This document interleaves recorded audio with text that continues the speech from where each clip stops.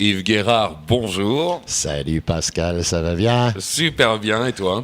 Très bien. Bon, très alors, bien. Merci d'avoir accepté cette invitation. Je t'en prie. Pour toi, qu'est-ce que je ferais pas? Excellent.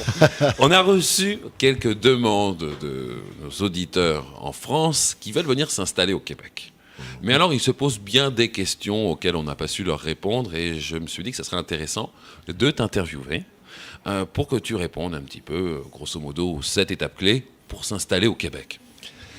Les 7 étapes clés Pourquoi pour pas? s'installer au Québec. La première chose, c'est un investissement immobilier, que ce soit pour une location ou pour un achat. C'est quelque chose de très stressant. Encore plus pour quelqu'un qui vient d'ailleurs. Français, ou bon, ma petite femme est française, je suis français d'adoption, je dois le dire. Mais, puis, je vais te donner un petit exemple très court. Quand mes beaux-parents sont venus m'installer ici, ils venaient à l'époque de Marseille, de la province, et mon beau-père est venu s'installer ici avant, il est allé à l'hôtel, bon, puis il s'est dit, je vais regarder autour, qu'est-ce qui se passe à Montréal, j'aimerais m'installer à Montréal, bien sûr, parce qu'il y avait une compagnie ici qui avait pris à Montréal. Bon, et lui voit le mot Rosemont. Pour lui, c'est un mont rose, c'est quelque chose de merveilleux, c'est comme légendaire pour lui. Et il s'est installé à Rosemont. Et donc, ma femme et sa maman sont venues s'installer aussi. Rosemont, c'est magnifique. Mais pour lui, c'était pas ça, vraiment, qu'il voulait. Alors, il faut toujours être prudent, parce que c'est quand même un acte stressant. Tu arrives déjà dans un pays que tu connais pas, ou peu. Tu en connais peu la culture. Et moi, c'est pour ça que je recommande continuellement, passez donc par un agent immobilier. Que ce soit en France, on travaille, nous, avec la France, mais que ce soit un agent immobilier en France ou ici, bien entendu, il va mieux connaître parce qu'on connaît notre marché, puis bon, on a la passion avec mon partenaire François, on a la passion de l'immobilier, ce qui est chouette aussi, mais on connaît bien notre marché. On connaît aussi bien le peuple français, puisque j'ai fait mes études là-bas, etc., etc. Donc, ce qui me permet de choisir véritablement avec les gens un endroit qu'ils vont aimer. Puis ils ne seront pas stressés, ils n'auront pas à chercher à se... Et ça ne leur coûte rien de plus. Effectivement. Parce que les noms sont trompeurs. Quand on voit Bellechasse ou... Ouais, c'est ça. Alors qu'il n'y a aucune chasse. on imagine que c'est fantastique. Voilà, exactement. On a vécu des expériences comme ça où quelques stagiaires nous envoyaient des adresses qu'ils avaient identifiées à Montréal. Ils pensaient que c'était de beaux quartiers. Et en fait, ils se trompaient littéralement. Oui, mais c'est Donc, toujours en fonction du choix. Je vais te donner un autre petit exemple, Pascal, si tu me permets. J'ai 2 personnes qui sont arrivées il y a 1 mois de la Provence. Ils viennent s'installer ici. Ils ont pris un agent. Donc, en venant ici, ils sont installés ici dans le Vieux-Montréal, en passant par notre agence. Et le mec, lui, ce qu'il voulait, c'est des WC à part de la salle de bain. Alors qu'en Amérique, la salle de bain comprend les WC. Alors, pour lui, ça a été comme une découverte. Waouh, il y a un WC. C'est tous ces petits points qui sont importants parce que l'agent immobilier, d'agencité bien sûr, va pouvoir informer les détails. Donc, sans qu'il y ait de soucis, de stress, c'est un acte simple si tu es bien informé. alors, c'était, on peut dire, les 2 premières étapes. Identifier un bon agent, identifier les besoins, certainement aussi les moyens, puisqu'il doit y avoir un budget à ça, déménager, acheter une maison. Définitivement. En ce moment, avec l'euro, les gens sont chanceux, par exemple. Et ce qui est marrant, c'est qu'il y a beaucoup d'Américains qui partent. Je prends le Vieux-Montréal, ici, où tu habites d'ailleurs. Je prends le Vieux-Montréal, il y a beaucoup d'Américains qui partent. Ils ont acheté quand le dollar canadien était à 64 sous. Et là, je regarde l'euro. Aujourd'hui, il était à 62,78 ou quelque chose comme ça. Donc, ils ont acheté. Quand ils ont vendu à 100%. Je parle des Américains. Là, pour les Français, pour les Européens, c'est le temps d'acheter à cause de l'euro actuellement. C'est intéressant. Et tu attends. Et à un moment donné, bam! Là, tu peux vendre et faire un profit.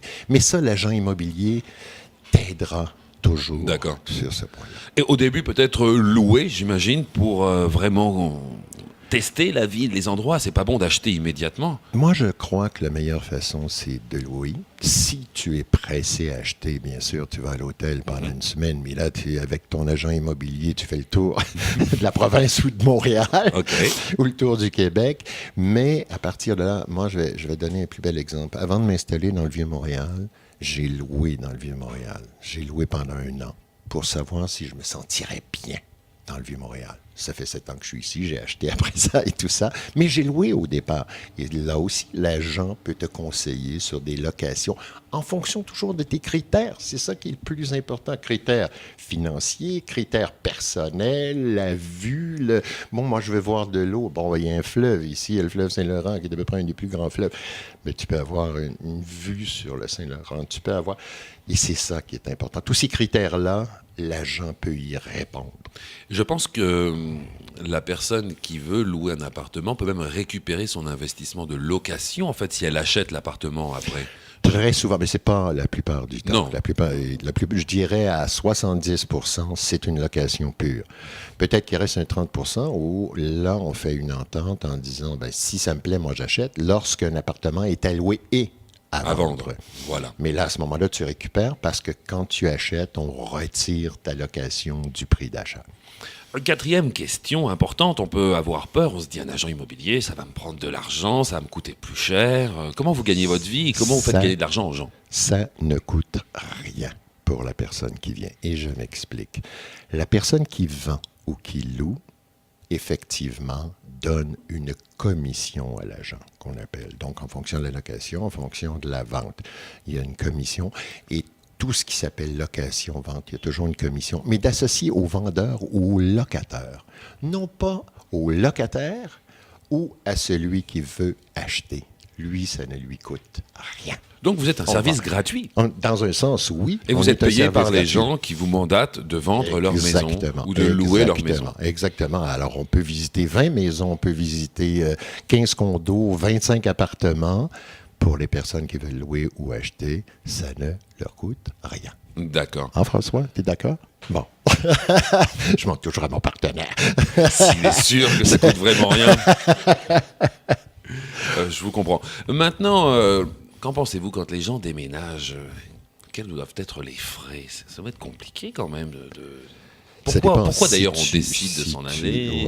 Moi, je vous dirais que la plupart des gens que j'ai rencontrés ont vendu, qui étaient surtout des Français, pas pour avoir vécu là-bas, ont vendu là-bas et ont acheté ici. On parle toujours de 62 € pour $1. Donc, ils vendent au prix européen et ils achètent au prix canadien. Donc, ils s'y retrouvent. On a ici tous les artisans, toutes les boutiques de meubles possibles et impossibles, avec importation européenne, importation espagnole, importation asiatique, de tout. Donc, à ce moment-là, c'est peut-être la meilleure façon. Parce que le déménagement, tu t'en vas dans des containers, t'attends un mois, etc. Ça devient compliqué. Tu liquides tout et tu repars à zéro. Et c'est ça, souvent, qui fait que ton rêve devient une réalité. Tu rêvais de t'installer à un endroit avec un nouveau mobilier, zen, pas zen, colonial, hispanique, latino, quoi que ce soit, tu repars à zéro. Et quel que soit l'âge, c'est ça qui est merveilleux. Eh bien, Yves, pour tous les gens qui veulent continuer et réaliser leurs rêves, nous allons peut-être donner votre numéro de téléphone avant de vous quitter. Alors, ça s'appelle Agencité dans le Vieux-Montréal. Nos bureaux sont dans le Vieux-Montréal et c'est le 303-2900. Il faut ajouter avant 514. 514-303-2900 et on vous répondra immédiatement. Yves, merci d'être venu et merci Pascal. à très bientôt. Merci Pascal de m'avoir invité. Au revoir.